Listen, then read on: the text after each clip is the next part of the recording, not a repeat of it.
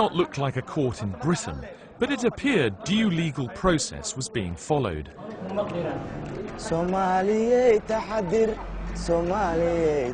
Islamists have restored order in Mogadishu, even marshalling armies of workers to clear decades of rubble from the streets. It's hard to believe that the rest of the world regards them as rebels. Somalia's recognised government is 250 kilometres away, holed up in the small farming town of Baidoa. It's supported by the international community, including the United Nations and the USA. We are the only two Westerners in Mogadishu, apart from 3 European nuns. There are no aid workers, there are no diplomats, there's absolutely nobody from the Western world here. Yeah? Viva. You viva Islamic courts? Yes. You like them? Yes. Yeah? Because it creates stability, does it? We support Islamic courts.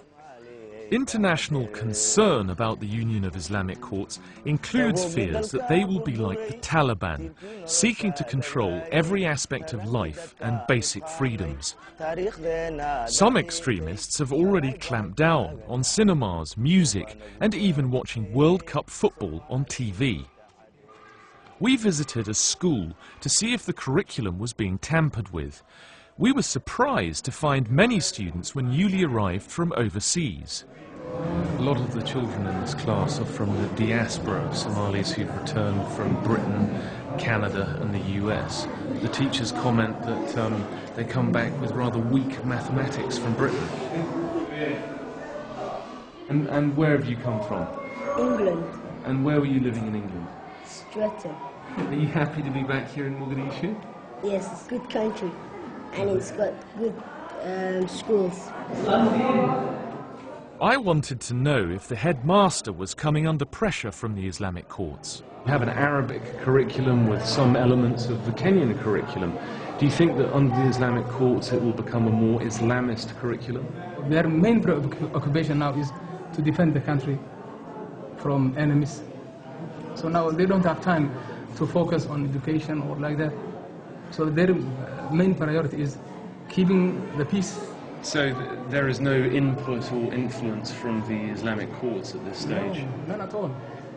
But one thing certain is that almost all Somalis, including the students, are very happy with the work accomplished by the courts. Mohammed, and where were you living? In Leicester. And how do you like it in comparison? Do you prefer it in Mogadishu? No, I prefer it back in Leicester. You prefer it back in Leicester. As we continued our tour of Islamic-controlled Mogadishu, we came across a demonstration. It turned out the building was a bank, Al Barakat, and the demonstrators had lost their deposits when its assets were frozen by the Americans after 9/11. sida hadda iga muuqatay maalinkaas ninka nolol fiican baan ahay boqolkiiba boqol haddana.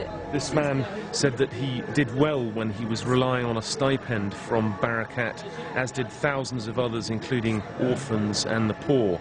And he is here together with other disabled people to protest the decision of the United States government and to request a lifting of the ban. Inside we found more angry people. It's a crime against humanity. It's a crime against Somali people. Is it fair, the biggest nation, to take over the poorest nation?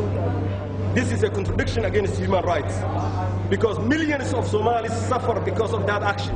In 2001, al-Barakat had been accused by the Americans of being one of Al-Qaeda's personal bankers. Since then, the 9/11 Commission has cleared it of terrorist links, but the assets are still frozen, and the bank's director, Ahmed Jumali, is still a marked man. Are you still on a terrorism watch list? Yes, despite the 9/11 Commission report and the investigation conducted by the FBI in 2002. The US says that part of the war on terror is winning hearts and minds in the Muslim world. Do you think that the US has made some enemies in Somalia as a result of the losses at Barakat? I personally was a friend of US.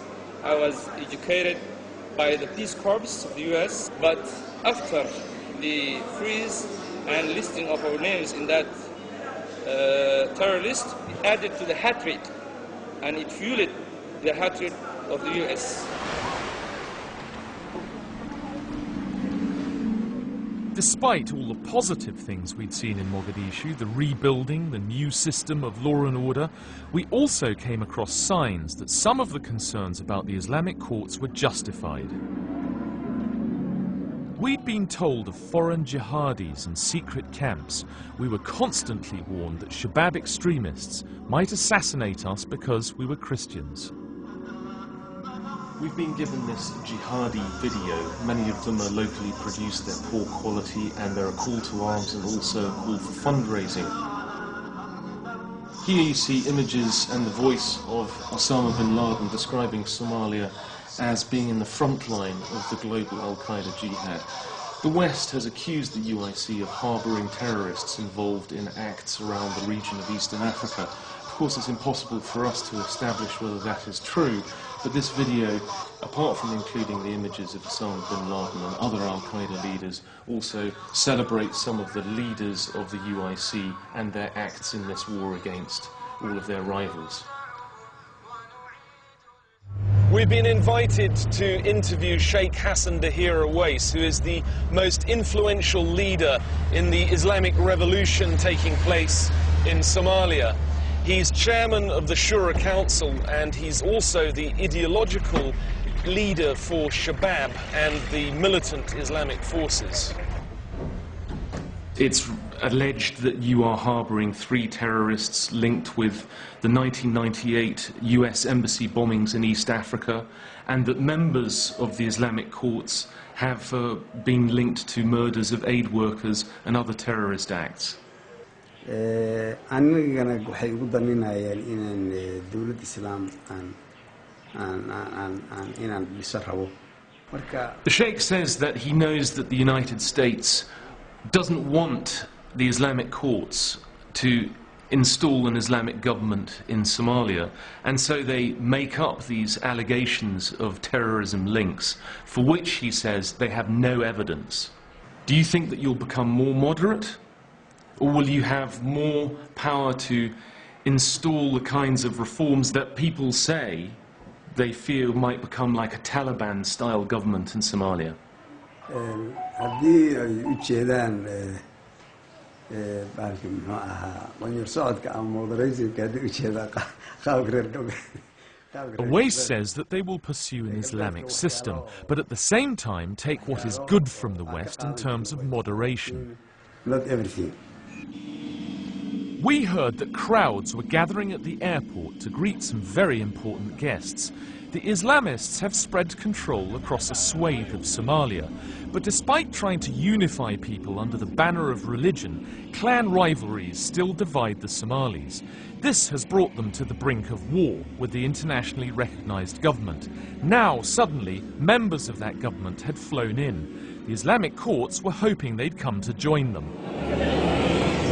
The Islamic courts are riding on a wave of popularity in Somalia today. Meanwhile, the government in Baidoa is collapsing in on itself. Here, the Speaker of Parliament is officially trying to save the peace talks, but some say that he's here to defect to the Islamic court side. Sheikh Adal, the Islamic court's foreign secretary, was delighted to see them. You're obviously quite excited. There were various